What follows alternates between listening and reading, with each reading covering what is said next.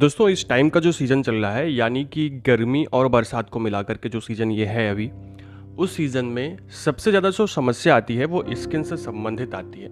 यानी कि इसमें आपकी स्किन पर खुजलाहट होती है या अलग-अलग प्रकार की छोटी-छोटी बीमारियां उत्पन्न हो जाती हैं। आज के इस वीडियो में हम इसी ही प्रकार की एक स्किन की बीमारी के बारे में बात करने वाले हैं दोस्तों, और उस देखेंगे कि ये बीमारी होती क्या है और उसका ट्रीटमेंट क्या होता है। एक्चुअली ये बीमारी है एटोपिक डर्मेटाइटिस। दोस्तों एटोपिक डर्मेटाइटिस एक प्रकार का एक्जिमा का रूप होता है। इसमें आपकी स्किन पर खुजलाहट होती है और स्किन कुछ इस प्रकार से हो जाती है। तो इस वीडियो में हम लोग डिटेल में देखेंगे कि एटोपिक डर्मेटाइटिस होता क्या है, इसके कारण क्या होते हैं, लक्षण क्या होते हैं, और लास्ट में हम लोग बात करेंगे इसकी ट्रीटमेंट में कौन सी मेडिसिन, कौन सा इंजेक्शन दिया जाता है। तो वीडियो को लास्ट तक जरूर देखिएगा। तो चलिए वीडियो की शुरुआत करते हैं और बात करते हैं एटोपिक डर्मेटाइटिस के बारे में। दोस्तों अगर बात की जाए एटोपिक डर्मेटाइटिस के बारे में, तो एटोपिक डर्मेटाइटिस एक ऐसी कंडीशन होती है जिसमें स्किन में बहुत ज़्यादा इचिंग होती है और स्किन आपकी रेड हो जाती है कुछ इस तरह से। यहाँ पे देखिए, उसके बाद जब कुछ दिन बीतता है तो ये कुछ इस तरह की काली पड़ जाती है और यहाँ पे ऐसे स्किन मोटी हो जाती है। ठीक है, ये एक्जिमा का एक प्रकार होता है, मतलब एक्जिमा के टाइप से ही होता है। और एक्चुअली हम कह सकते हैं atopic dermatitis is an itchy inflammation on skin and ये जो एटोपिक डर्मेटाइटिस है ये कॉमनली छोटे बच्चों में होता है, यानी कि चाइल्ड जो होते हैं उनमें होता है। बड़े लोगों में ये कम होता है और ये डिपेंड करता है कि पुराने ज़माने में, मतलब आपके जो पुरानी पीढ़ियाँ थी उसमें कितना होता था, ज़्यादा होता था तो आपको भी होने की संभावना है। यानी फैमिली हिस्ट्री पर ये डिपेंड करता है। एक्चुअली ये जेनेटिक नहीं होता है, लेकिन हाँ फैमिली हिस्ट्री पर ये डिपेंड करता है आगे बढ़, मतलब कि जनरेशन में होगा या नहीं होगा। अब अगर हम बात करें इसके कारण के बारे में, तो दोस्तों इसके कई कारण होते हैं। जैसे एक्जिमा, एलर्जी की वजह से भी ये हो सकता है। किसी से भी अगर आपको एलर्जी है किसी भी चीज़ से तो उससे एटोपिक डर्मेटाइटिस हो सकता है। एक्जिमा से भी होता है एंड कभी कभी अस्थमा की वजह से भी डर्मेटाइटिस हो सकता है। इसके अलावा ऐसे साबुन जो आप यूज़ करते हैं और वो स्किन को कड़ा कर देते हैं, यानी कि जिसमें कास्टिक ज़्यादा होता है, उनसे भी एटोपिक डर्मेटाइटिस हो सकता है। बहुत सारे लोगों को साबुन से एलर्जी होती है तो उनको ये डर्मेटाइटिस होना बहुत आम सी बात होती है।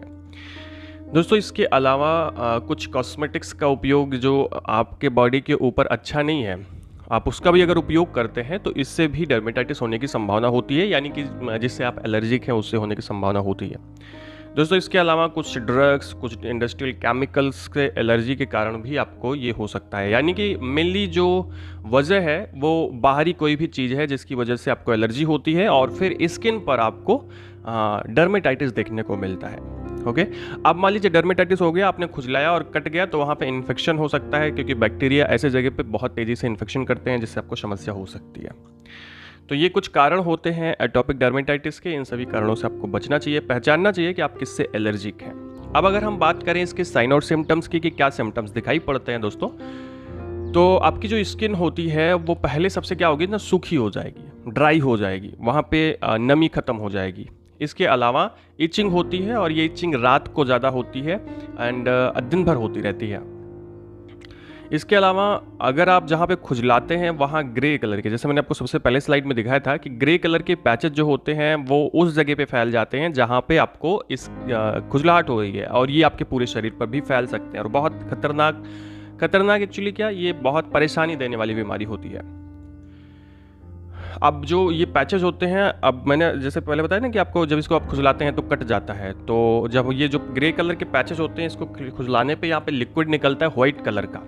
इसके साथ में वहाँ पे एक परत बन जाती है जो कड़ी हो जाती है, पपड़ी जैसी परत बन जाती है, क्योंकि कटेगा तो लिक्विड निकलेगा और लिक्विड पपड़ी बना लेता है। ठीक है, तो इस तरह के कुछ लक्षण आते हैं। इसके अलावा दोस्तों स्किन सेंसिटिव हो सकती है जिसकी वजह से इन्फ्लेमेशन हो सकता है, बैक्टीरिया आपकी स्किन पर अटैक कर सकते हैं। तो ये कुछ साइन और सिम्टम्स हैं जो आपको दिखाई पड़ते हैं एटोपिक डर्मेटाइटिस में। अभी बात करते हैं ट्रीटमेंट के बारे में, इसका ट्रीटमेंट कैसे किया जाता है। दोस्तों इसके ट्रीटमेंट में हम लोग यूज़ करते हैं एट्रैक्स 25 mg टैबलेट। एट्रैक्स टैबलेट जो होती है उसके अंदर में हाइड्रोक्सीजीन होता है। हाइड्रोक्सीजीन एक प्रकार का एंटी एलर्जिक या फिर आप कह सकते हैं ना स्किन में यूज़ होने वाली मेडिसिन होती है। इसके बारे में हमने डिटेल में वीडियो बनाया हुआ है, वीडियो आपने नहीं देखा तो उसको ज़रूर देखिएगा।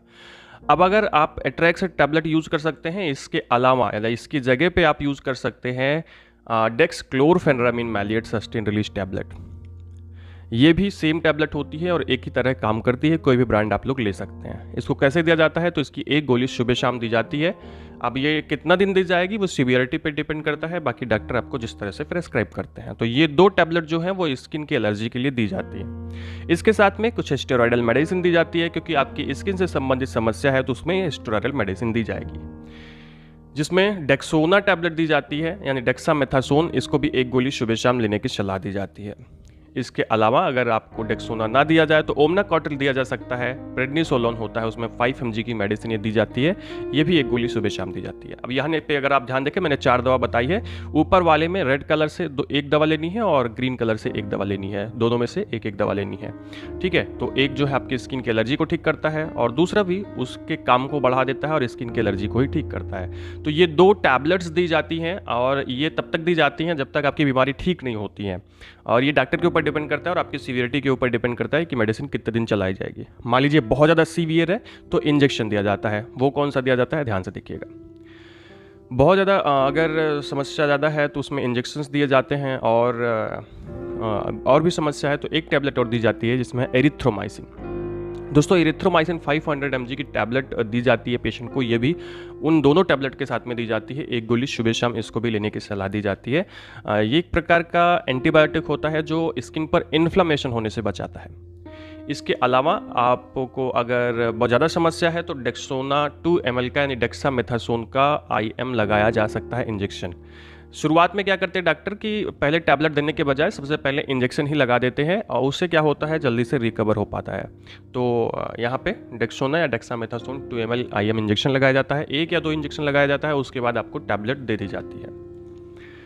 दोस्तों, इसके अलावा अगर आपको स्किन पर बहुत ज़्यादा समस्या है तो कुछ ऑइंटमेंट दिए जाते हैं आपको, जिसमें 4 ड्रम हो सकता है या 4 ड्रम के कम्बिनेशन की कोई भी मेडिसिन या कोई भी ऑइंटमेंट क्रीम आपको दिया जाता है, जिसमें क्लोट्राइमाजोल, नियोमाइसिन एंड क्लोबेस्टॉल होता है, जो आपको लोकली अप्लाई करने के लिए दिया जाता है ताकि जो स्किन पर एलर्जी हो रही है, इचिंग हो रही है, वो ना हो, वो ठीक ठाक रहे। तो कुल मिला के इस तरह का ट्रीटमेंट दिया जाता है, जिसमें 3 टैबलेट्स दी जाती हैं, कभी कभी 1 इंजेक्शन लगाया जाता है शुरुआत में और 1 ऑइंटमेंट दिया जाता है आपको लगाने के लिए। ये आपको टोटल ट्रीटमेंट अगर आप लेते हैं तो आपकी बीमारी बहुत जल्दी सही हो जाएगी। ज़्यादातर बच्चों में होता है, तो ध्यान से देखें कि जब बच्चों के लिए मेडिसिन ले रहे हैं तो डॉक्टर से ज़रूर मिलें और डॉक्टर के प्रिस्क्राइब किए हुए मैनर में ही लें, नहीं तो उसके बहुत ज़्यादा साइड इफेक्ट देखने को मिलते हैं। तो दोस्तों, ये था आज का छोटा सा वीडियो आपको इन्फॉर्मेटिव लगा हो, अच्छा लगा हो तो चैनल को सब्सक्राइब कर दीजिएगा, वीडियो को लाइक करिएगा, दोस्तों के पास शेयर करिएगा। हमें इंस्टाग्राम पर फॉलो कर सकते हैं दोस्तों, हमारा हेल्थ मुखिया चैनल भी आप एक बार देखिएगा, उसको सब्सक्राइब करिएगा। डिस्क्रिप्शन में आपको उस चैनल का लिंक मिल जाएगा। पूरा वीडियो देखने के लिए बहुत बहुत धन्यवाद। मिलते हैं नेक्स्ट वीडियो में, तब तक के लिए नमस्कार।